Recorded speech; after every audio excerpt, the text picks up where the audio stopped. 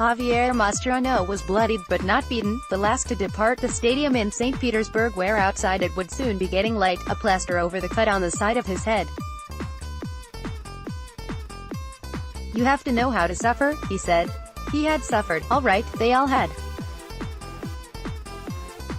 Lionel Messi admitted that he had never experienced anything like it. For the moment, what was at stake, everything they had been through since the disastrous defeat against Croatia, the dramatic days they had lived. Asked if he had ever suffered so much, Jorge Sampaoli simply said, "No," but at the end Marcos Rojo appeared and scored the goal that took them through. As if it was written, in Gonzalo Higuaín's words. Unique, Christian Pavone called it. At the end, there were tears. The majority were crying, and the release was enormous after a week when no one was enjoying being there, admitted Pavone, playing his first World Cup. Argentina had been on the edge but had somehow found a way through. "It was win or die," Higuaín said. "When they got the penalty that made the game very uncomfortable for us. We wouldn't have deserved to get knocked out, but the anxiety came. All those images, all those feelings come to mind, but what is important is that the team overcame that anxiety. I'm pleased for Marcos, he deserves it too after the injury he had. It was a great goal. To score was a huge relief. It was win or win, there was nothing else. When the referee blew, an immense happiness went through my body, for our families, all the people who have suffered at our side, for us here giving everything. The release was huge, for Mascherano, especially. At 34, and 6 months after his departure from Spanish football to China, at times this has looked a tournament too far, retirement calling him. It will certainly be his last, just as it may well be Messi's. It might have ended prematurely and the finger of blame would have been pointing his way, Mascherano knew.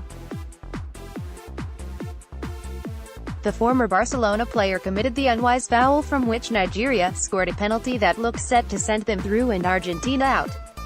All that off the back of difficult days in which he was accused not just of poor performances but of wielding undue power, his place in the team secured by who he was rather than by how he plays. Here, he had not played well.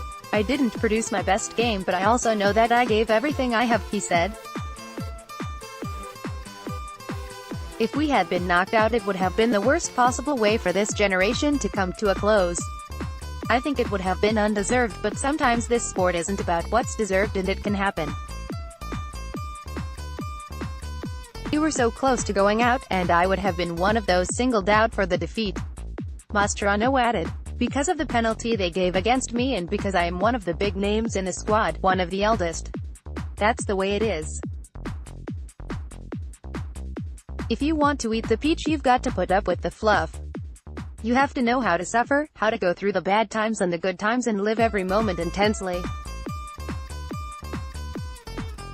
Rather than looking at the criticism, I think of the kit man who came to embrace me at the end of the game and the coaching staff too.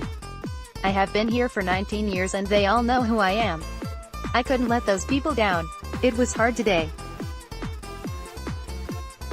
We'd been through a very difficult time, Croatia was a huge blow, and we didn't come into it with good feelings from that. We wanted to prove that we had personality and we showed that. We saw men out there, fighting against adversity. The spirit appeared. It's an important step but it's nothing yet. Finishing second means that Argentina must play France. It also puts them into the half of the draw occupied by Brazil, Uruguay, Portugal and almost certainly Germany. France are a great team, candidates for the World Cup. We are here to fight," Mascherano said. "We didn't play well in the first phase and that is what has meant we now have France. We hope that this can be an injection, emotionally and in footballing terms, but it's not a good idea to learn from miracles or heroism. We have to be a balanced, competitive team. We'll try to compete and keep advancing." Higuaín described the tie as extremely hard, but they had been through worse. "What's important now is to clear our heads, relax, and prepare for the game as best we can because we have suffered a lot," he said.